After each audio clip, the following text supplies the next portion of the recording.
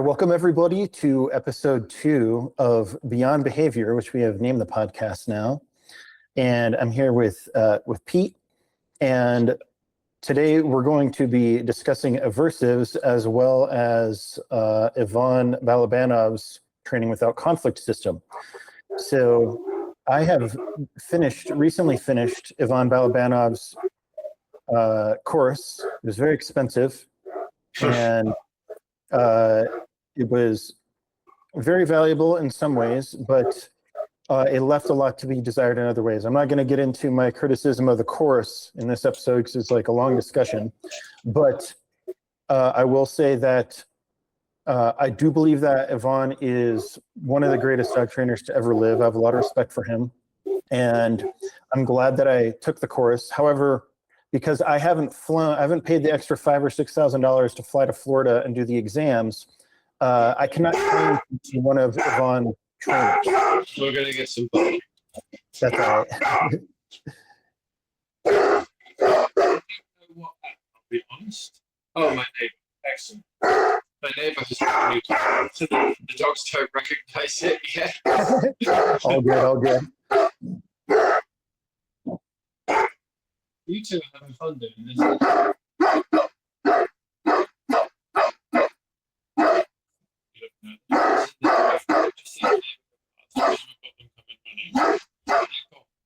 I don't know what are you barking at? There's nothing there. We'll wait for Rollo to finish. There's not really a lot of point trying to intervene. Does he need to check it out? I'm not letting him out the front off leash if there's someone out there. There we go. Yeah. Hello, Tora. The Tora's just come and nose bumped my hand for those who can't see. She's just down here. So something livestock guardians will do. It's an oddity. When they finish doing their little uppity barking or guarding thing, they will come to you, and I don't think it's an appeasement. It's kind of like, yeah, okay, everything's all right now. We'll seek your not approval, but a bit of attention. That's how my pit bulls are as well. Yeah. But my Malinois German Shepherd mix, he hears stuff outside, even like a cat screaming, and he doesn't care. It's very interesting. I don't know why, but he just does not care at all. He might bark like because Tom is barking, like if Tom is really going crazy, my pit bull. But anyways, so I cannot claim to be one of Ivan Balabanov's certified trainers because I'm not. I haven't passed the exam. I'm not one of the professional trainers. But I have worked my way through most of the course material, and I've been doing a lot of. I've taken my time with it. I've gone really in depth on, like he has a 6-minute video on Conrad Most. It's like, well, I should probably read the book, right? Yeah. He has like a couple hours on B.F. Skinner and a lot of interesting studies. It's like, well, I should probably read some B.F. Skinner, right? So I really took my time with it, and the reason that I took the course was because I have a lot of respect for another trainer named Matt Welch, who works almost exclusively with rescue pit bulls and other working dogs in Florida, where they have a huge problem with fight rings. Fight rings are hot and popular. And so it still happens in the US, does it? All right. Oh, yeah. Yeah. Okay. Especially in Florida. And so Matt works almost exclusively with dogs that have either killed other dogs in fights or have been attacked by other dogs as bait dogs in fights. And I saw videos of him with dogs off leash, all of them playing together, doing really well. And I found this to be extremely impressive. And he had really insisted on taking the course. Like I was hoping to go, I was ready to pack the van and go travel down and try and get an internship with this guy. But he said in his videos, like, you got to do the course first because you have to understand the theory before you can understand how to train dogs. And I reached out to him on Facebook a couple times, and I told him, like, hey, I finished the course, and like I want to join your Facebook group. And he told me, I'm no longer affiliated with Training Without Conflict. I'm taking a different direction. I don't like their group, basically. So he since parted way Yeah, and he was one of the very early trainers that got a lot of one-on-one time with Yvonne. One of the first graduates from the program, I believe. So when I decided to become a dog trainer, first thing I noticed about Tama was the problem I was having. The problem was he wanted to go play with other dogs when we'd go walk. So he'd get social frustration, pull on the leash, and bark and this kind of stuff, right? And I noticed very quickly that if I took him to the dog park in the morning for 20 minutes, then this behavior would go away for the rest of the day, right? But dog parks have a very bad reputation, and Tama also will he'll instigate play, and then he will become very dominant, launch tackle attack, maybe a hump attack if a dog's ignoring him. And so he was exhibiting a lot of just like really rude and inappropriate behavior with the other dogs at the dog park. And I didn't know what to do. So I called around and I realized how much people are charging for dog training around here. I'm like, maybe I'll do this. So I've been doing this. I did it full time for what, 6, 7, 8 months, something like that. I'm now doing it part time. Did mostly rescue work and working with my dogs. Where I've arrived is that my training methodology is, the goal of the training is to shut up. let me see if I can mute you here. His nemesis dog is coming. It's the one dog in the whole 3 estates that we live in that he does not like. It's walking straight at the window from the field outside our house, and he is staring at the dog through the window. That's what's bothering him. I haven't been able to see them till now. Now they've come into view. So this is a dog that's got issues, shall we say. Only at home. Lovely, beautiful, happy, off-leash capable dog out in the neighborhood. It is off-leash right now. But when it's at home, if anybody walks past the garden fence, because it borders the road, so you can walk past it for about 30 yards where it borders the road. That dog is an absolute psychopath. No, I've literally had the fence break when I've walked Tora past it, to the extent that I've gone out to the front of the house, handed them their fence back through the front door, saying, "You might do something about it." Excuse me a second. Right. Yeah. Come on. He walks past every day. Get over it. Thank you. Yes, I know. I know you hate him. He's done the same to Rollo, so I didn't take the fence around that time. But Rollo, unlike Tora, doesn't feel the need to remove himself from said situation. So every time said dog is now outside our house, because he knows it by sight, he knows it by smell, we get this for 10 minutes till they've gone through the field, which, I mean, typically they're walking straight at us. He does need a little bit of interruption, shall we say, on occasion, because he just wants to go out there and do stuff, which I really don't need to deal with. Totally. Yeah, it's very interesting seeing this, and I don't know whether I'll cut all this out of the call or not, because I think it kind of demonstrates a lot about your training methodology, right?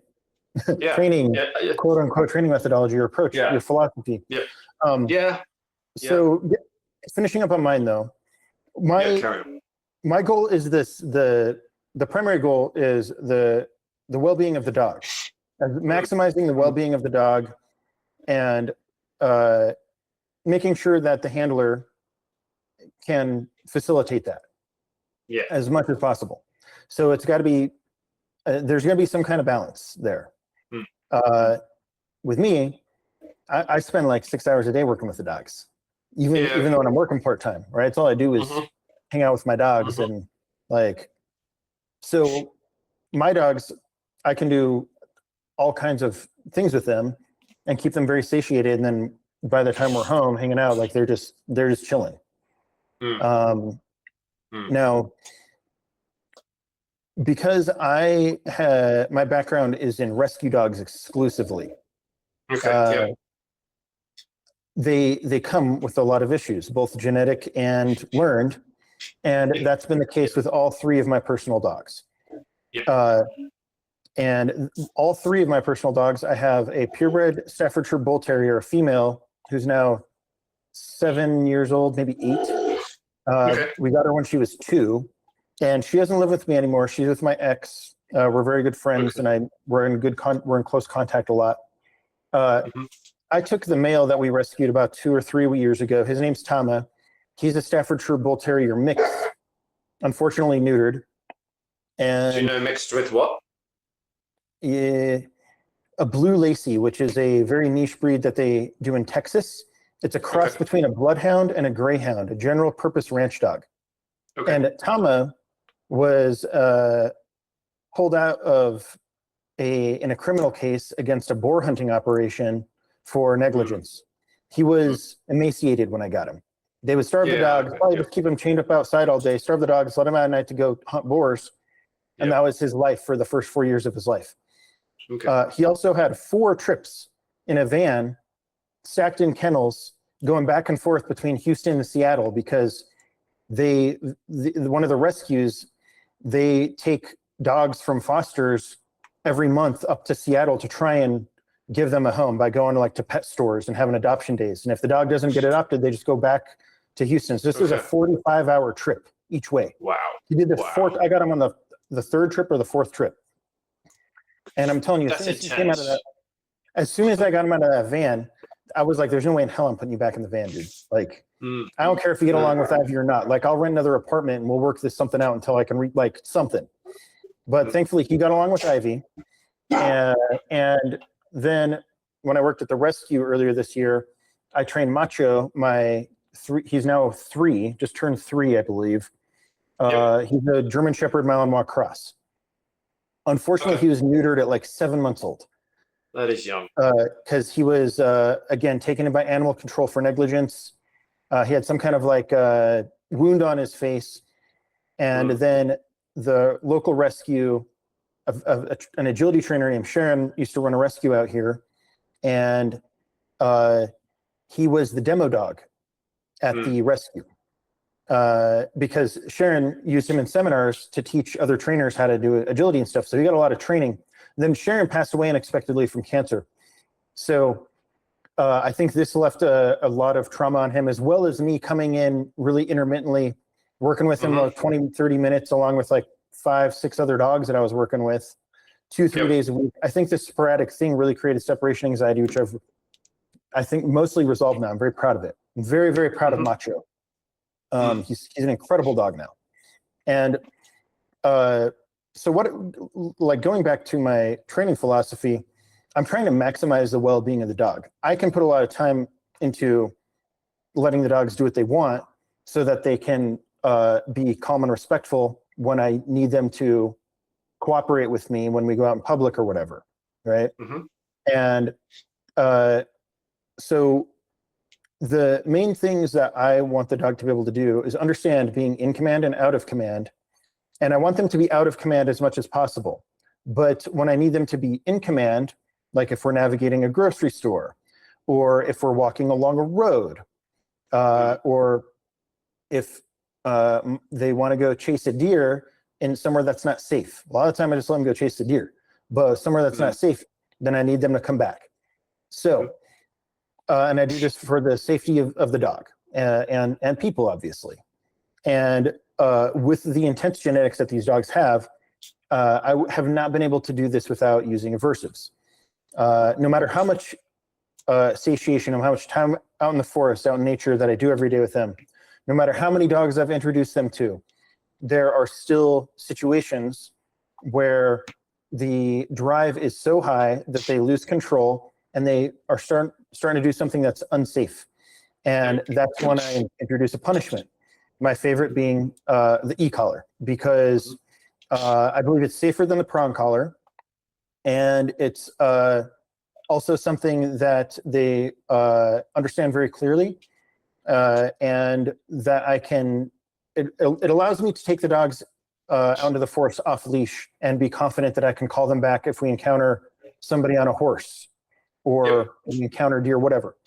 And so I have the dogs trained to, I use an audio cue, which means recall. And if they ignore the audio cue, then I use the lowest level of stimulation possible to get them to come back, which on on the cheapy collars is like the lowest setting that there is. On the Dogtras or the other ones, it's actually a little bit, maybe like a little bit higher depending on the dog. But very rarely do I have to use this. And this is very consistent with how Yvonne teaches it. A lot of dog trainers who rely on aversives to control dogs, they use e-collars all the time to maintain the control of the dog, bossing the dog around, right? For Yvonne and for myself, this is like a surgical tool that is used only in very specific situations. And what I decided is that I'm only using the e-collars not to train specific behaviors, but only to enforce a recall when I need it. And that's pretty much the only time I use aversives. Now, I do also have my dogs conditioned on a no. So if Tama or Macho were to start barking right now, I could tell them enough, no, and they would settle down, and that would be the end of it. And Yvonne's approach to teaching the no is very interesting, which is the no must be understood in such a way that the dog immediately understands that escalation of the unwanted behavior is not going to get it what it wants. So typically when he teaches the no, he does this in a situation where he can remove what the dog wants. So you give them the no, and rather than like slamming them on the prong collar or zapping them on the right, you remove the thing that they want, like going and getting the toy, for example. So one of the drills you can do is get a ball, put the dog in a sit and a stay, and then throw the ball and force them to wait until you release. You give them a release command, and then they can go get the ball. So my dogs understand release command as well. And then if they are not cooperating, then you take the ball away, and that's part of the process for teaching the no. So my dogs, basically the commands they know are sit and stay, come back to me, no, and enough, kind of mix between the two. They know both of those. Yep. And I'll also give them guidance while we're walking, like, hey, this way, come with me, over here, this type of thing. Yep. Other than that, I haven't taught these dogs how to do much of anything, nor do I care to, because my ego is not invested in dog sports, or there's nothing particular I want from the dog other than the dog to be safe and happy, because I rescue dogs. It's what I do. And this is how my business is going to work with this. I don't know yet. I'm still working through that. So that's my approach overall. And I think it's time for you to jump in and explain your methodology in more detail. Yeah, okay. Thank you. Let's do that. Yeah, that was a good monologue. Well done. That was impressive. I don't have a history with many rescued dogs. I've certainly never owned one. My two dogs I've had since they were 8 weeks old. So rescued dog experience is only those who have come to seek help from me as clients. But I have exactly no issue with your statement that rescued dogs come with issues. Of course they do. They've been through quite often what amounts to hell and back. They've been abandoned, or they've just been abused since day one. So of course, yeah, that holds true. So what is my method as an outline in that respect?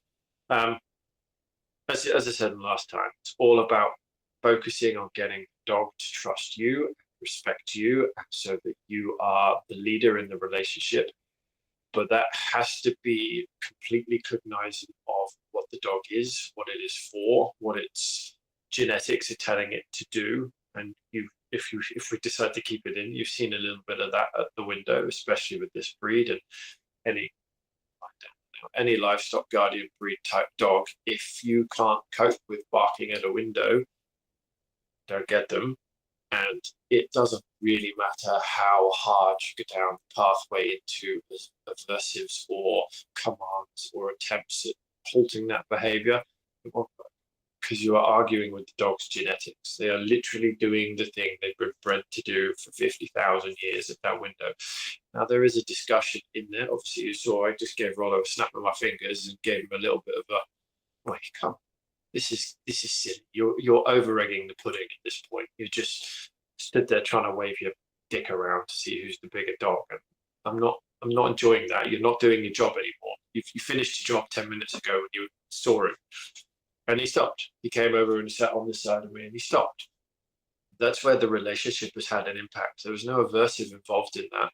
There was no command. There was no sit, stay, down, shut up, whatever you might be. It was a conversation, but the words didn't mean anything. To him, it was my tone of voice, my facial expression, and the body language I adopted when talking to him that said, your owner, your leader is finding this annoying. He would rather you didn't do it anymore. And so in his head now, he has the choice of, do I continue to bark at that dog, which I really, really don't like, or do I keep my owner happy because he's now showing me he's not content with what's going on and he doesn't want me to do this. And he stopped doing what he was doing and he came around the other side and he sat here and he just sat down and looked at me. I was like, okay, I'll stop. And that is the dynamic you get from a relationship. And it might not look that clever because it didn't look like he just stopped or he had a great deal of respect for me, but it requires some context of that's a livestock guardian dog, that's a Tibetan Mastiff. They are the most independent breed on the planet. Perhaps another breed of livestock guardian, the Great Pyrenees, for example, could lay claim to that title. But these are dogs that are just not built to follow your every order. You'll come a cropper very, very quickly if you try and live like that with them. And in fact, breeders will probably not sell them to you if you say that's how you're intending to work with them and make them behave, because there's many a history of owners who have tried that and have ended up being victims of their own dogs. So if we were to come into the scenarios you noted, so you've got rescue dogs, they've got high drive, you particular have sought out some very, very high drive dogs. Yes, certainly the pit bulls fall into that category, as do your Malinois, your shepherds, etc., etc. There's lots of working dogs which have intensely high drives in various different areas, be that drive to move animals, drive to dish out violence, whatever it might be. They have high drives. Where would I go with that? So as you've alluded to it, that you took them to dog parks, you were trying to fulfill and satiate the needs they have as breed. Yes, totally agree with all of that. The difficulty you face with adult dogs that have gone through what you've gone through is finding where the satiation line is and finding where the line of overcoming a behavior you don't want anymore can be done without the dog resorting to its previously learned or reinforced habits, i.e. when the teeth come out, because there's a scenario the dog's like, oh, I'm not sure I know how to navigate this one peacefully, because for most of its life, if not all of its life up to this point, this particular scenario it now finds itself in with the dog across the road in front of it, or in wherever you might be, out in the woods with the dog in front of it, or some other wildlife, whatever it might be. The 4 or 5 years, however old the dog is, that's always been a combative scenario. That's very, very hard to overcome. I'm not going to downplay that. I think that would give a false perspective. The relationship method I use is really hard to apply to dogs that have gone through that level of difficulty, because I'm trying to give the dog a reason to not do those learned behaviors purely because there's no reason to. And that's really hard to psychologically unpick when you've learned something is always a potential life or death scenario for 4 years of your life. You grow a human up like that. You know, every time they see another person, it ends up in a near-death fight. Are you ever going to have a well-adjusted person? It's going to be really, really hard to get one, no matter how much socialization you do with them as a 26, 27, 28-year-old man or woman. You're going to struggle, and that is the single hardest case you could come up with for dealing with my method, because you don't have the puppy relationship built, mutual respect and trust built, and you don't have the dog's natural genetics being pointed at something fulfilling but meaningful, but not a danger to itself or society, to have been done and fulfilled and built those reward circuits in the brain. What you've built is everything's going to try and kill me. So my response to that is I'm probably going to try and kill everything before that happens. You've seen it firsthand. That's not an easy thing to unpick. In fact, it seems to be how Rody views the world as well. pit bull client I've got that is away from home. That's his view, but it's how that's being reinforced is an owner issue. We'll delve into that here. But if I want to get a little bit more specific, so what would I do? If I was to go to the pound now and pick out a dog, rescue a dog, whatever breed it may be, don't care. We'll choose the difficult ones like you've got. We'll go with Malinois. Yeah, I do exactly what you've done. I'd be trying to satiate the dog. I'd be trying to give it everything it needs to do for what its breed was intended. So I'd be trying to get it to move animals or a simulation of that by chasing RC cars, chasing drones, whatever it might be. Doing active things, giving it puzzles to solve in life that fit the breed purpose. I wouldn't be sat at home with a lick mat with a Malinois. It's just nuts. It would be out and about doing stuff because these are dogs that have got energy for days. You know this. They're bred to work for 6, 7, 8 hours a day. Not every day in a row, but they can go and they can go and they can go. So you need to give it that kind of satiation. On top of that, you'd have to work hard on context. As I said in the last one, behavior is environmentally driven. We know that. You know, if you change the environment, you're going to change the behavior. So part of that would also be doing a lot of work on, a lot of just going around and doing nothing in places where I want nothing to be the answer. So that would be, as you go with a pet dog, you go to the pet shop, wherever you're allowed in public spaces with dogs. It's actually reasonably limited here in Australia. You're not allowed everywhere with dogs. But I would be going everywhere I could with these dogs after they've had their satiation activities. And I would be trying to show them we don't need to do anything here. We can just hang out. Or if there's a dog over there, I don't actually care that there's a dog over there. This is not the time we're going to be doing where you go annoy that dog or you feel the reason to go and attack that dog, which is actually just hanging around. And every time I get that fixation build or that excitement and engagement in the environment start to build, I'd be stopping doing anything. The dog wouldn't be off leash quick. I make that point. When I'm doing this, off leash is something the dog has to earn. I'm not going to go and take the leash off, knowing that I don't necessarily have a dog that's going to trust its own smarts in these environments peacefully because it's got a difficult history. That's not the situation I'm in with mine because I've had them for so long. Of course, and I've had them since children, babies, effectively. So that's the risk I would have to weigh up. And it's something that will always have to be a negotiation. It will always have to be something you take on advisement. And I'm never 100% over on anything. There will be dogs that will just never get over that childhood trauma. You only have to look at people. How many people truly get over abusive childhood trauma? It's a lifelong affliction for some people. It's a horrid reality, but that is the reality. You get severe enough childhood trauma. It's a lifelong problem for people, and so with dogs having a very similar, not quite the same, but very, very similar brain makeup to us. The question is entirely applicable and relevant: can this dog ever truly overcome its childhood trauma? And you have to be honest and say sometimes perhaps the answer to that is no. And then that as an owner becomes your responsibility to say, well, actually this dog can cope in these situations, loves going to the dog park, but it's going to get too rough. It's going to get dominant with some dogs. So I'm going to have to be a little bit restrictive of who I let this dog interact with and when I do it. My two are massive. I can't take my two in the small side of fenced-in dog parks where there's little dash hounds and there's toy poodles and there's the little yappy things going, yeah, let's play, yada, yada, yada. Rollo barrels in, you go, like, I can't do that. That's not fair. That's completely not fair. Rollo doesn't mean any harm, but he's massive. And he was bad enough when he was a puppy at 40-odd kilos and he went bouncing into a young healer of a similar age to him. I think they were both about a year old at the time.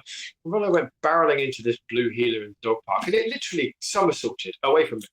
Because they weren't interacting at the time. They were both doing different things. They just ran into each other. This thing literally somersaulted in the air away from Rollo. I was like, ooh, that's mean. And if that was the wrong dog, an adult, smaller staffy, for example, maybe an English staffy, so you're talking 25, 30 kilo dog, the big blue healer wasn't that big. That's going to be a problem, a real problem for the dog park. But it was an accident, a total accident. You kind of have to weigh that up. Look, my dog's great with bigger dogs, loves playing rough. Okay, go find the right appropriate dogs that love playing rough and can handle that kind of thing. And if they want to get dominant, that's fine. Rollo would be the dog for that. Tora not. If another dog wants to play rough and then get dominant with Tora, she's going to get her teeth out She doesn't tolerate that. She does not tolerate another dog trying to dominate her. Rough play? Fine. You want to grab her by the back of the neck and mount her? She's going to turn that into a absolutely not, I'm ready to die on this hill. And that's her outlook on life. She has expressed that to dogs several times, and they've always capitulated instantly when she's got her teeth out and done it back to them. They're like, do you really want to throw hands? Because I'm going to end this. And they always do. But I know that about her. So when I come across a dog, and it is usually the Staffy and Pit breeds that get like that when they play, and I can see the excitement getting a bit much, and I can see the dominance starting to come out. It's like, right, bang, no, we've got to intervene at this point. I'm not going to leave that to my method of, yeah, the relationship's fine, she'll manage it. No, just no. It's time for the human to intervene at this point. Now with Rollo, I could do that because he's a different dog, and he's also massive. But because he comes with the calmer side of the personality, when a dog tries to get dominant with him and nasty, he diffuses the situation 99 times out of 100. He will just like, I don't want this, and he'll just walk off. He's done it several times at dog parks, and dogs have tried to do this to him. He just looks at me, stares me in the face, looks at the gate where we come in, and I know that's right. He's had enough of this. He doesn't want any trouble with this dog, even if he's twice its size. It is his size. He's done this to dogs that have been nasty on the road, and we leave. He's got that communication channel to me, and he's also got that relationship of actually, this guy will fix my problem, but I don't want to be here to have a problem, so let's leave. So different dogs, different scenarios. The relationship is key to how much free rein I give them to choose what they can do in certain scenarios. It's not I trust Rollo, there's no leash, off you go. I built a relationship where all I have to do is look at him and he'll stop doing what he's doing. Not far off some of that, but that's not a true story. But that's where I've got to with him, in giving him the free rein to understand scenarios, using his own smarts to work them out. And I genuinely mean his own smarts. He has built up trust in me to the point where he knows he has a problem. All he has to do is look at me and I'll get the problem sorted. And sometimes that's leaving. Sometimes that's me physically intervening. I have had to physically intervene when other dogs have gone for Rollo before. I've had to strangle them to get them off him. And that's just the way it is. Wildlife chasing, that's always a problem people with high drive dogs face. Rollo no different, Toro no different. They both used to chase birds when they were young. They both love to chase ducks. I don't know why water birds, they don't really care about land birds, but water birds were a thing. And as you alluded to, what you've done and hasn't necessarily got to where you expected or wanted it with your dogs. All I did was we just went to places all the ducks, and I just didn't do chasing ducks on the leash. And I know these aren't Malinois. They don't have a really high prey drive compared to most dogs. Livestock guardians don't, or they eat their own livestock. So that's been bred out of them to some extent. However, they are dogs, and I have allowed them to use their prey drives as a key way of getting exercise done and energy out of them. So hares is the one I've used. We have hare fields, like they're just lay fields that nobody's using, or they're being developed over there somewhere. And I just take them to the field and let them go chase the hares, and they love it. They absolutely love it. They're not fast enough to get anywhere near catching any of them. The hares are damn quick. They just mock my dogs. They absolutely mock them. They let them get close, and they just turn the afterburners on and just gone. But the dogs love it. They're using all of their senses: the smell, the hearing, the sight. I don't think they use taste. They taste the droppings to find out which are the fresh ones and where to go. So they're using all their senses as much as they can to hunt. They're being dogs. So there's the satiation aspect. And then when I clip a leash on and we go somewhere completely different, like now I'm walking down central Melbourne, or I'm going out behind the zoo somewhere in a different field, I don't get the same behavior because I've put time in, and they're not off leash in some of these places. Leash laws can't do that. I would like to take the leash more often than I do, but can't. I've got massive dogs. People notice. I had the surf rangers come up to me the last time I was walking down a beach where I had Rollo off leash. I shouldn't have done. Even the blooming surf club guys were instantly on me saying, "Hey, you need to get your dog on a leash." Really? Come on. Whatever. So yeah, it's all about getting that context. If you've got the level of satiation the dog needs, and that's not easy in some cases, and you've got the hardest possible breed choices in which to make that, and you've layered on top of it childhood trauma just to make it super difficult for yourself, you are in a very different situation. But my approach is still be the same. I want the dog to trust that when it's with me, everything's okay. You don't need to get your teeth out and do stuff. However, also wise enough to know some of what your dogs have gone through. That's going to be something that may never be something you will ever get over. It's just the way life goes, man. These dogs have been through some stuff, and that's to some extent their personality. It's hard to rewire that. Very, very, very hard to rewire that. How I would approach it, I would be desperately seeking out, and they're like rocking horse people. I would be seeking out people with genuinely confident dogs. I don't mean the boisterous, outgoing, happy-go-lucky golden retriever, bouncing your face, touching with the paw, boot noses. No, I mean calm, collected, assured dogs. This guy in particular, he's probably too good at this for his own good. So we had an anxious pit mix come up to us the other day outside a dog park, who the owner was saying, I'd love to meet your dog. My dog, he's okay with the dogs, that's why we're here. He can play with other dogs, but on leash he can be a bit fun. So that's fine, come over. What this freaking idiot does, he just lays down in front of this dog, and the pit mix had its mind blown. It stood there and it looked at him literally not quite nose to nose. Rollo decided he didn't want to do a butt sniff and a nose sniff. He just looked at the dog, huffed, and just lay down in front of it. This pit mix just didn't know what to do. It actually started shaking.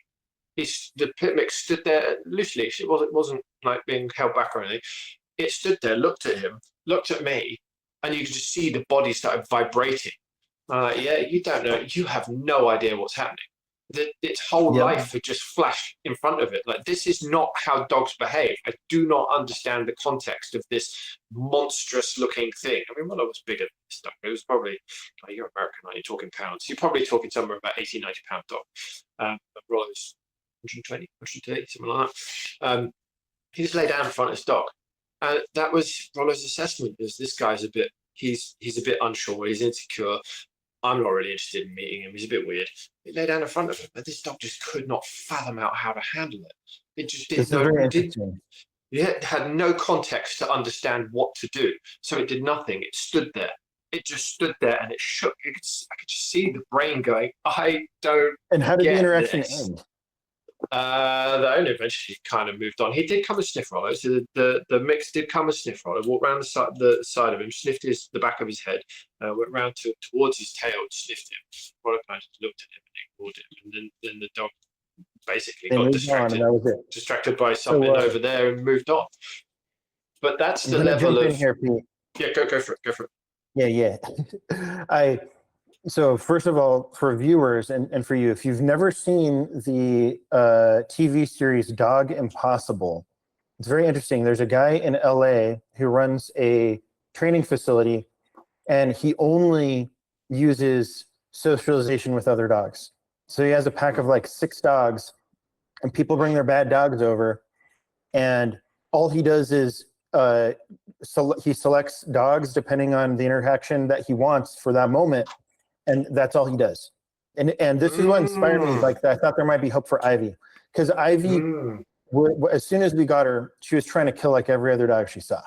It was, and what happened to her in her childhood trauma was she was bred they bred her very young. Like, she was like a year old, she had a litter of puppies at some shady breeding operation, right? And they didn't separate the females correctly. This is what I was told. You never know whether it's true or not, but she was getting in fights with the other females protecting her puppies. So this is why she's like fighting every dog, right? This is a very severe issue. And especially with the genetics for a dog that's bred to kill other dogs, right? This is a disaster. And so I'm very thankful that this idiot who ran the breeding facility decided not to breed her anymore. But taking her to the vet for euthanization was probably not good. Thankfully, the vet brought her into rescue, and I ended up with her. So anyways, definitely watch Dog Impossible if you've never seen that one. I think it was on Animal Planet. You might be able to stream it through like Disney Plus these days. I can't remember. You have to look it up. Very interesting. This is what gave me hope for Ivy. And he actually, at the time, he had a staffy, looks exactly like Ivy. That if he had a dog, that was really aggressive, then he would put his staffy in a muzzle and just like let the dog attack the other dog, like dominate the other dog, like game over. Like very, very interesting thing. And from what you see in the TV series, you don't know the outcome, of course, everything else. It's like watching Caesar of Milan. It's TV, right? But this is what started giving me hope for Ivy. And I called a bunch of trainers, and like all the stuff that they told me to do is like, try giving her a treat to distract her, blah, blah, blah. And like I said, we went to group classes where she was just fine around all the other dogs because she didn't perceive them as a threat at that moment.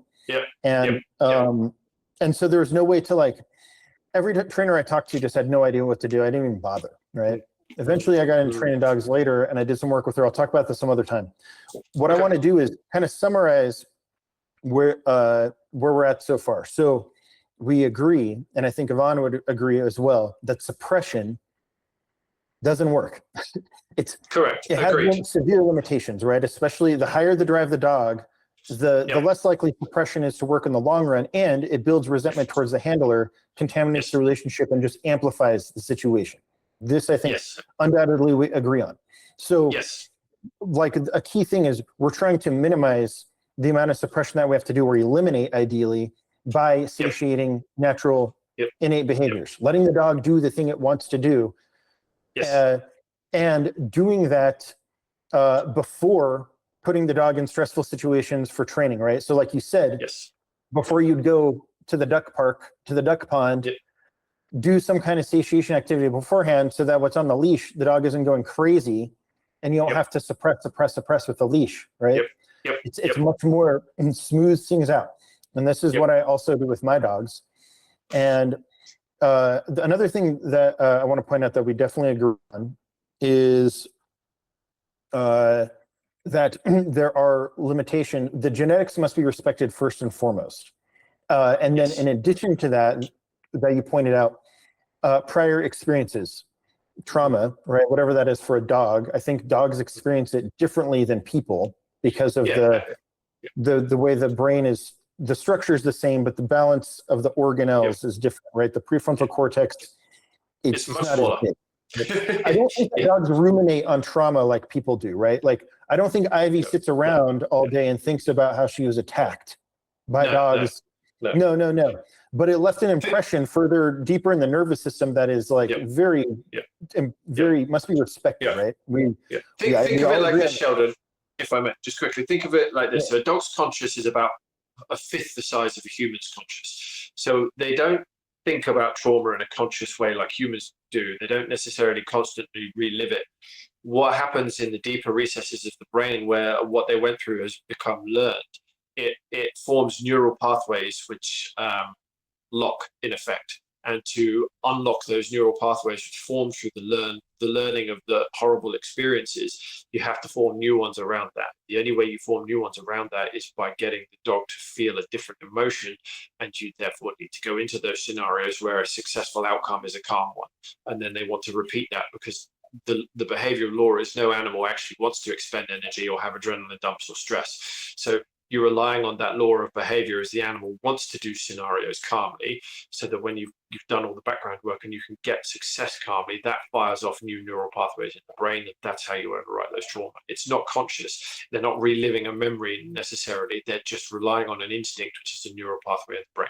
Sorry, carry on. Very good. And I will add to that even with people, that the brain, the behavior comes first and then the brain's catching up. The conscious mind is catching up and analyzing behavior after the fact, especially when you're triggering prior trauma or putting in a stressful situation. You behave first and then you think later. Do first, ask questions later. That's how Malinois are especially.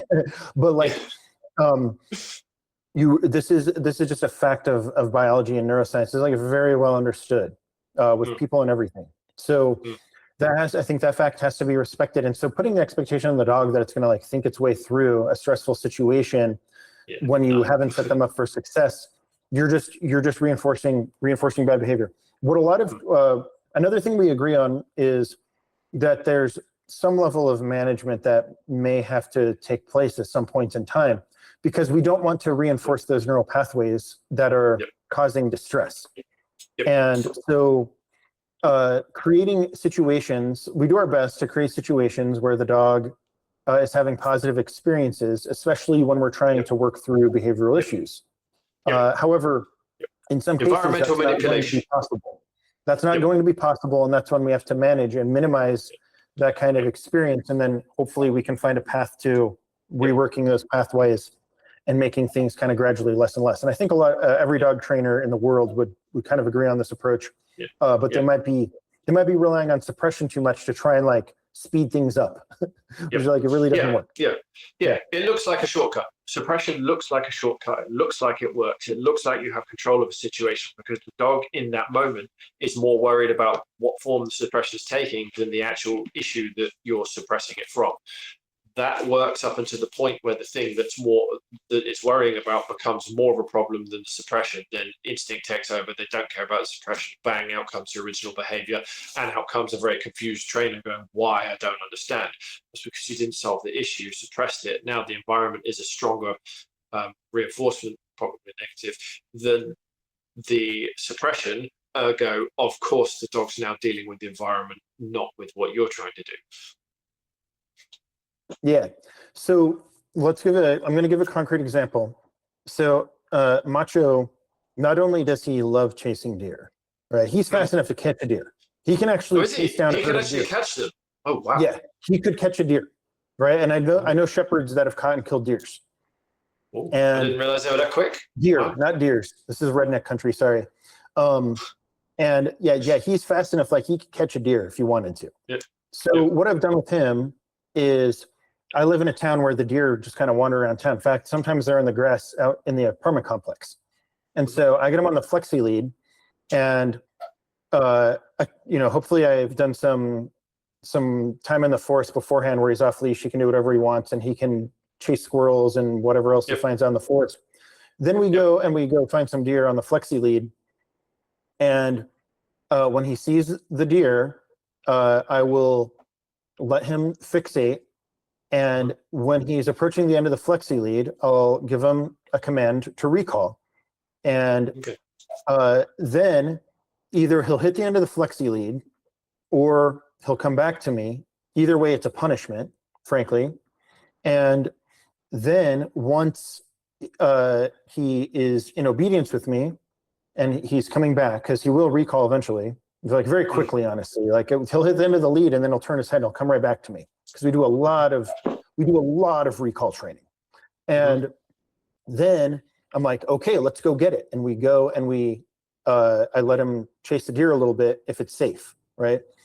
On top of this, and this is why I use the e-collar, because there's situations out in the forest where I can bring him out into a place where there's nobody around, and he can go hunt for deer all that he wants. And as long as he's maintaining a line of sight with me, I'm okay with him acting on that instinct. And but at a certain point in time, I got to be able to call him back, and no amount of shouting is gonna bring him back. And so having the cue to bring his consciousness back to me and off the deer to do the recall is invaluable, because I'm trying to maximize the amount of satiation I can give him, right? And maybe this is totally wrong. Maybe I shouldn't be doing this at all. I honestly don't know. I think every dog trainer that I know would probably tell me not to do this because I'm reinforcing a bad behavior that I don't want. And I should just suppress it. Like he sees a deer and I should just blast him with the e-collar or keep him on the leash or manage it by keeping him away from deer. But if I made that decision, like Macho's never going to see deer again, he's never going to chase deer again, then he's going to displace this behavior onto squirrels, cats, birds. He's going to find something else to do. And in fact, he's killed a squirrel. He's killed mice, other rodents. And this doesn't bother me so much. But until I have another way to satiate that instinct, like this is kind of what I feel like I'm stuck with. And I'm curious what your thoughts are on this. Yeah, okay. It is a difficult point. Are you reinforcing a bad behavior? I don't necessarily think so. So I know this is something that's been debated by many trainers, and I've watched some videos of them talking about it on YouTube and read a few bits and bobs here and there too. As far as I can ascertain, the argument comes down to if you allow a dog to express its genetics in any way, you're reinforcing it, and that dog will expect to be able to express those genetics in any environment in which it finds the thing that it was doing, in your case, deer. We can also apply that Malinois, so fair, let's apply it to sheep too, herding sheep. And the healers are fairly notorious for this too. They start herding humans if they've got no outlet to herd sheep. There seems to be one side of the camp that says don't ever let a pet healer or a pet collie go and herd stuff, because they'll carry on that behavior in inappropriate contexts. I don't subscribe to that notion. I think dogs are far more intelligent. It's not quite the right word. Far more context aware than them. A dog knows when it's at work and when it's not at work. They're completely and utterly capable of making those distinctions. But that's predicated on somewhere they have an outlet to do that. So let's bring that back into your scenario. So my two, I do something similar. I said hares. They're allowed to go chase hares off leash in fields that are designated. That's an okay thing to do. If we come across a hare walking down the main street in town, no, you're not chasing that. We're not doing that. And I haven't ever seen a hare down Main Street.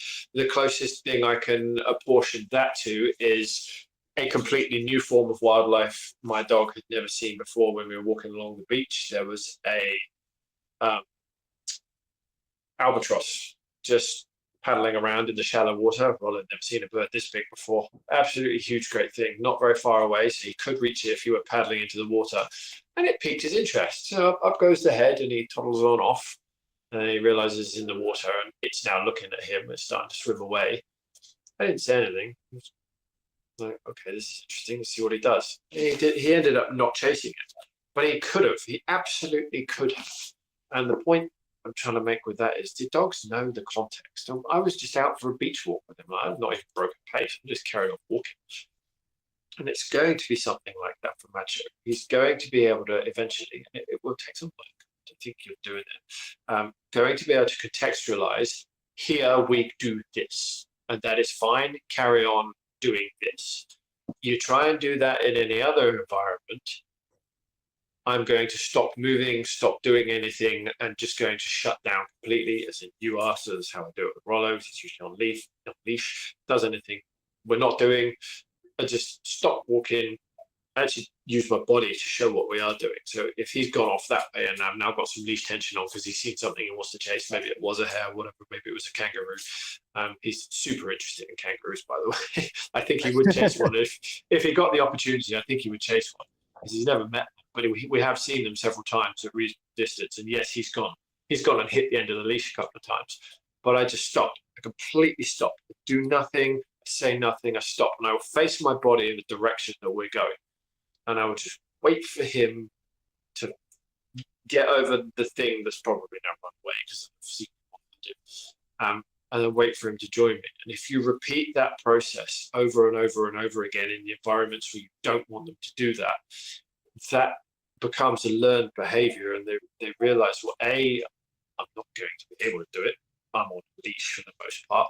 And eventually, and they associate that with you and your body language, which says I'm not doing that. And they can intuit your intentions. They can smell your intentions. They know your mood, and they can read us like books. They know you're not happy. They're clowning around at the end of the leash or whatever it is they're trying to do. They know you don't want that, and they are very capable of discerning that from you, from your smells, from your body language, from your tone of voice, all of that kind of stuff. If you speak to them, and I don't expect to do it, it's just standard basic what do it. When you iterate that over and over and over again for them in these scenarios, they do put those pieces of the puzzle together and go, okay, we're not doing that here.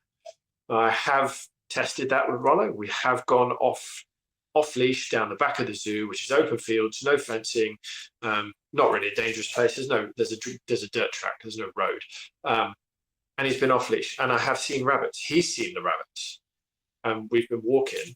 He doesn't know where we were though, so there's the key thing that could be a span in the works. This was the first time we'd ever gone down there, so he didn't know where we were. Neither did I. I was just following the path. And he saw the rabbit, and I just looked at him and said, no. And we carried on walking, and that was it. Like, he genuinely didn't go and try and chase the rabbit. And I thought, oh. So the context for him is we are not in the place. We have two. We're not in one of the two places. He's off leash, and I say, yeah, go chase the rabbit. Do what you want. Don't care.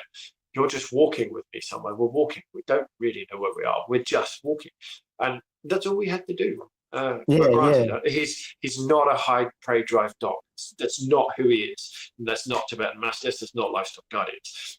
So it took a lot of work to get there. So if I extrapolate that to a high drive dog like Mal, going to be an absolute, a lot of work. It's going to be intensely more work than it would be with a livestock guardian dog, which although they still have that instinct to chase and they love it, it's not something which is at the forefront of their brain. They're bred to do. He's not bred to herd or move animals. But interestingly, in their original setting in Tibet, actually they do. They don't in the Western world, and they haven't done in the Western world for nigh on the 100 years they've been here. But in the Tibetan Plateau, they are actually all-purpose farm dogs. They're not guard dogs per se, except for the temple guard dogs. It's complicated. But they are more like what's the word I'm looking for? The Great Pyrenees. They're more like Great Pyrenees. They can go and fetch an animal from the herd and bring it back to the herd if they've gotten themselves lost. Pyrenees do that. They live with the herd and they can and do shepherd the dogs, and they protect them, they guard them. The true Tibetan Mastiff actually does that same function, but in the West, that's not how they've been raised or treated, so that function's a little diminished. But in comparison to your dogs, way less drive. And so the work through my method of just iterating, we're not doing that yet. We're not doing that here. I know you have needs. I know you have drives. We're doing that here. Express yourself here. Go nuts. Go crazy. Now we're in this scenario. We're in this place. Okay, you've seen the thing you usually chase. Don't care. We're just doing this. I'm doing this. I'm just going to keep walking. And if you choose not to follow me, right now, I know I don't have the relationship that I think I do. I don't have the leadership or the influence of the dog that I want or I need to get this dog not to do that. Okay, we need to do a little bit more work. Do I need to do more satiation? Is this an underdriven dog in that respect? Or is there something else going on? Maybe the dog doesn't respect me as much as I wanted to, or I thought it would. And you have to start working out where the issue might be and go wrong. I know I'm going to interject. Here's my takeaway from this, which is ideally, I would find a way to, in a perfect world, right? I'd find a way to maintain, create some kind of controlled exposure to the stimulus where Macho, the dog, maintains awareness of me. Prefrontal cortex maintains engagement, right?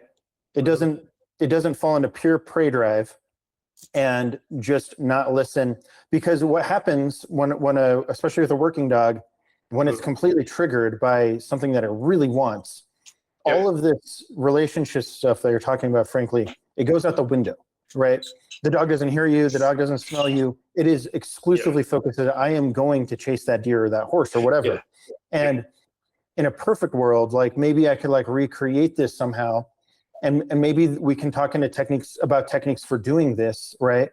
There's certainly some things that advanced trainers, the good ones, do to kind of gain this kind of control with the dog. Specifically teaching the out, I think, is a big one. But we'll talk about that some other time. But the overarching thing is why. It's very difficult for me to recreate that because I'm living in an apartment, and really the main thing that I do to say, to like keep Macho and Tama happy is like we go out in the forest, and I don't want to take that away, which is why I got to use the e-collars right now. Now, I'm going to wrap this up by saying that one of Yvonne's techniques with the e-collars is to bring the e-collar so high that the dog believes it's going to die. And he does this, and this is why he's opposed to the low stim e-collar training, where you're constantly like pinging the dog on the e-collar to get its attention, right? Because if you sensitize, you can sensitize to a dog on an e-collar to the point where you got it on 100%, even on a dog tra or an educator, and this will blast the hell out of the dog, right? And it just doesn't care. You can get to a point with a dog, if you use the e-collar incorrectly. Ivan's completely against this, and so maintaining novelty is very important in Ivan's system. But Yvonne says that if there's a behavior that must stop for the safety of the dog, and there's no way to create the circumstances to gradually train through that it's justified to to completely shut down the dog with the punishment, with the e-collar. So, for example, Macho is not allowed to chase horses. Like, this is not allowed because he's going to buck some old lady off a horse. I'm going to have a lawsuit, right? Yep. And he's going to get kicked and killed, right? Yep. So if I were out in the forest and I encountered a horse and I'm going to crank the e-collar up, I'm going to blast him until he hits the ground. Like, frankly, that's what I'm going to do at this point in time. And I feel like that's justified. It's not something I want to do. I go out in the forest in areas where I don't think I'm going to find horses. I haven't had to do this other than I made one mistake once. That's another story. But this is where I'm kind of landed with aversives. Is it's like, for the safety of the dog in that situation, in context of the whole big picture of what I have to work with in the real world. Like, this is a tool that I want to have at my disposal, at least at this point in time. It's tough. It's tough. I don't like it. I never want to do this to Macho or any other dog, but I would have to take away so much to completely take that off the table. So it's tough. It's tough. I hear what you're saying. And the combative argument from my side of the fence would be the work you do with the dog before you'd be prepared to take that leash off would involve getting control in all of those environments, so that seeing a horse in the forest is something you've done 100,000 times. That's exaggeration. Done hundreds of times. Yeah. So it's not really a novel scenario. So my dogs are fine around horses because we worked around horses when they were younger. We lived in there's 3 fields right outside my house. There used to be horses in them when the dogs were small, pups, and where we used to go walking at the local nature reserve, unfenced nature reserve. There were horses at the back of that on what we call a horse farm. But it was purely for horses. There were no other animals. There were 25, 30 horses. And so we'd regularly go up to the fence and we'd see the horses. We'd let the dogs interact with the horses. So they learned as puppies that the horses are a thing. Ronald got his butt bit by a horse. Not hard. It just nibbled him. He jumped. It was hilarious. But because we'd seen that and done that, when I had him in Melbourne the other week, there was a horse-drawn carriage on the side of the road just waiting to pick someone up. And like, there's horses. Like, how many dogs can you go into a central 5 million people city and see a horse-drawn carriage right in the freaking middle? How many dogs are going to look at that and go, oh my word? Mm-hmm. But he knows horses. He's met, not hundreds, that's an exaggeration. Ron's met somewhere in the region of 20 or 30 horses, but he's met them all 10, 20 times. So the concept in his head is it's not something to really get worked up about. And we've been down the beach in St Kilda as well, and you can do horse rides. There's tame horses. The beachfront people take down. As a tourist, you pay $10 or whatever, you ride on the horse down the beach for 20 minutes. You've seen them too. So to him, the context of a horse isn't a thing to get excited about because he's seen them, and we've done the whole, you can meet them, you can interact with them. They might nibble your butt. They're a bit bigger than you, so be a bit careful. But he got socialized to them. They're not a big deal to him. So if we come across one now, you don't really care. Yeah. But So that's where the argument from my side comes is my dog's not going off leash in environments until I've been in those environments on leash to my satisfaction. Whatever that environment can throw at me, we've already had a good solid go at fixing up. And you'll never be completely proof. I'm not saying you will. There's always going to be something that throws a spanner in your works. However, when you've done enough of those iterations in enough different places and enough of those things in environments dogs struggle with, you do have an ability to rely on the bond for novelty. So if something novel crops up, the first thing either of these two are going to do is probably look at me and go, what is that? And then their instincts may kick in. Their instincts may not. Depends how scared they are, how excited they are, what it is. And if it's an inanimate object, I'm not even going to say anything. Like if it's a massive steel box just sticking out the ground and they don't know what that is, whatever, go and sniff it. If we now come across a herd of big red kangaroos, and these buggers are big, you're talking. I want to see one day. Yeah, they're taller than me. So you're talking somewhere in the region of 6 to 7 foot tall. And when they go on their tail, they're like 8, 9 feet tall, and they weigh 250 to 350 pounds, and they Oh can my God. Like a seriously kick. Yeah, basically like a bear, but they're not predators. They're silly little T-Rex front arms. But you don't want to mess with them. They are seriously dangerous. But to these two, if they come and they move in herds, because they're a herd animal, they come across them. They live in the outback. They don't tend to be around civilization. That's the smaller grey kangaroos, which we have seen several of. They come across the big reds, and they will defend their herd. But these two, I don't actually know what they're going to do. I don't know how they would react to that because we've never come across it. Yeah. And I haven't put that work in to be able to establish. Please don't go chase these. We're not doing that. That's not a thing I want you to do. It's too much work. It's too much work to run train that, and you don't need it, right? Yeah, and exactly. so I got to say, like, Pete, to wrap this up, like, I completely agree with you. This is a problem of my skill in combination with time. I've only had macho for 4 months, right? So, like, time and being able to create, like, my goal is to get a ranch where I can actually have herding animals and I can have horses, right? And actually can do this and work through things like you have. But in the meantime, I have to use the crutch of the tool of the e-collar, and that's where I'm at. I don't like it, but I feel like you're using it to give the dog the freedom to go out in the forest. Yeah, you're using it the way it was designed, and that is a shortcut to control. Yeah, that's not meant to be a judgmental statement. That is the truth of the matter. That's what an e-collar is. It is a shortcut to, I don't have the requisite influence over this animal just because I'm me. So I need something to control things, because otherwise the loss of control could be dangerous. Step in the e-collar. I'm not judging you for that. That's just how they came about. That's what they're for. That's how it is. Yeah. And I understand why people use them. I do get that. I'm not trying to say I don't understand that. I do. I know why people use them, and I know the conclusion you've drawn here, why you've reached for them. I do completely understand that. But in the bluntest way of expressing them, that's what they are. They're a shortcut to control an animal because you don't have the requisite influence that you're searching for, the relationship you want, to be able to use that to influence the dog.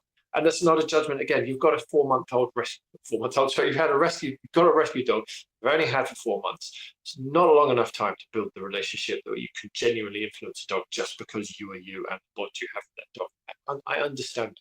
That's why I'm never someone who's completely and utterly hard over on any decision. I get it. I understand the situations people have can change, do change, or the dogs they take on, not necessarily what they thought they were getting, or the situations they've taken them from and going to is better than what they were in. But there's some level of control. Nobody wants a lawsuit. Nobody wants to watch their dog kill another dog. I understand all of those things. I do understand. I'm not saying I'm an absolutist, don't have to do anything. It's not the position I sit in. But there's work to a longer term solution, which is what you're trying to get to, and I understand. So yeah, I'm not judging you for that, but just want to point out it's a journey, and you've taken on a very, very difficult one. A very difficult one, Sheldon. Yeah. It's a lot. It's a lot. It's a very fun and very rewarding and very interesting. But I'm really concerned for the clients I'm going to meet one day who are never going to have the privilege of this much time and attention that I'm putting into macho, and it weighs heavily on me on how I'm going to handle this once I start my business, right? But that's kind of where I think that's where we can wrap up the call on my side. Like I've discussed everything I want to. Is there anything else you want to mention before we wrap up, Pete? No, I'll finish with the one thing is, remember where dogs came from with us. They don't belong in the modern world. You think, I know we all say we don't have time, but in our ancient lineage, dogs were a huge, huge part of our every single day life. Hours and hours would be spent either with your dogs or doing things for your dogs. I know in my breed in particular, they were independent, were set free to go and do their job at night, but the Tibetans considered them demigods. They lived with their people. They were kept with their people, and they revered them to an extent that if you didn't form a bond with your dog that enabled your dog to come back to you when you needed it to, or after it had done its guarding at night, you were considered a broken person. There's nothing wrong with the dog. Nothing wrong with the dog at all. They were always perfect beings, and they were and are what nature intended. And it was something wrong with the person if that didn't work. And you're right. Time is the most common excuse I hear. And sometimes it's an excuse, sometimes it's a reason. It's the most common thing I see of why people can't do things with their dogs. And when the more you read into the history of how dogs and humans became the codependent thing that we are, you realize that actually, if you're not turning things like your phone and your TV off, doing things with your dog as your primary spare time activity, do you really think you're doing the right thing? That's a lesson I learned. It's a lesson I learned. And it's also like the thing with, there's a big difference between where you are and where I am. This is one thing I've learned talking to you, because here in Central Oregon, especially in this town where I live, it's retirement age people who get working dogs, or it's like 75% rescue dogs that I've met, because I've done some assessments, right? I'm not doing any training. Like, I just want to see the dog and see what's going on. And it's consistently people who for whatever reason, they've ended up with a dog that they cannot manage, they cannot control. And it's escalating to a point where it's getting dangerous, right? Like, I see this over and over and over again.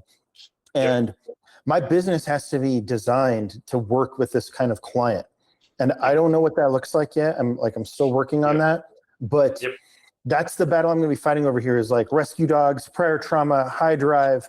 And this is like what I'm up against over here. I'm not saying you have it easy or anything over there, right? Like, there's plenty of issues, I'm sure, with your clients, but man, there's slightly it's going to be tough. It's going to be tough.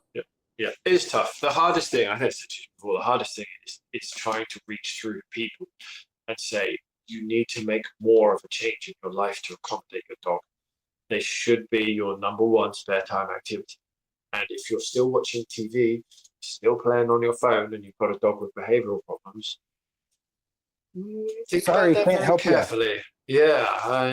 But here the biggest problem is the culture in Australia is still predominantly dogs are outside animals. They don't come in the house. So people get dogs. They get dogs and they just chuck them out in the backyard. And so then they don't necessarily take them out into the world to do any socialization. That's my biggest problem, is I'm dealing with a lot of dogs that just haven't seen the world. And they haven't met other dogs. They haven't met other people. It's not physical abuse per se. Psychological abuse. A lack whether of it's intentional or not. Yeah, it's a lack of psychological upbringing. They're just abandoned in people's back gardens and left to go semi-feral in people's backyards. And so that's the biggest thing I deal with. And time is the second, because then people just say, I haven't got time to deal with this. Pete, man, I learned so much today, and I have so much respect for you. I'm so glad we got to talk. I'm looking forward to the episode 3 of Beyond Behavior, and we'll catch up soon. Thank you very much, Sheldon. Appreciate it. All right, see you later.